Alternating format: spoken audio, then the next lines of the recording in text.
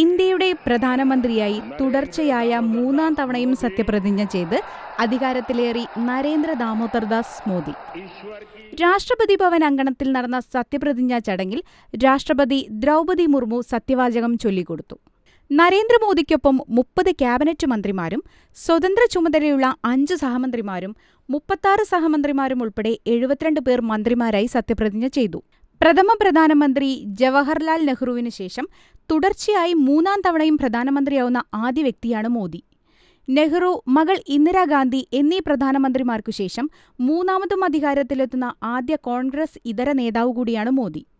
നെഹ്റു ആണ് ഏറ്റവും കൂടുതൽ കാലം പ്രധാനമന്ത്രിയായത്. 1947 മുതൽ 1964 വരെയായി 16 വർഷവും 286 ദിവസവും അദ്ദേഹം പദവിയിൽ തുടർന്നു. തൊട്ടുപിന്നിൽ ഇന്ദിരാഗാന്ധിയാണ്. 1966-77, 1980-84 ടേമുകളിലായി 15 വർഷവും 350 ദിവസവും പ്രധാനമന്ത്രി പദം അലങ്കരിച്ചു. പ്രധാനമന്ത്രി നരേന്ദ്രമോദി ഉൾപ്പെടെ 7 മുൻ മുഖ്യമന്ത്രിമാരാണ് പുതിയ കേന്ദ്രമന്ത്രിസഭയിലുള്ളത്. ശിവരാജ് സിംഗ് ചൗഹാൻ മധ്യപ്രദേശ്, രാജ്നാഥ് സിംഗ് ഉത്തർപ്രദേശ്, മനോഹർലാൽ ഖട്ടർ ഹരിയാന, സർബാനന്ദ സോനോവാൾ അസം, HD കുമാരസ്വാമി കർണാടക, ജിതൻ റാം മാഞ്ചി ബിഹാർ എന്നിവരാണ് മറ്റു മുഖ്യമന്ത്രിമാർ.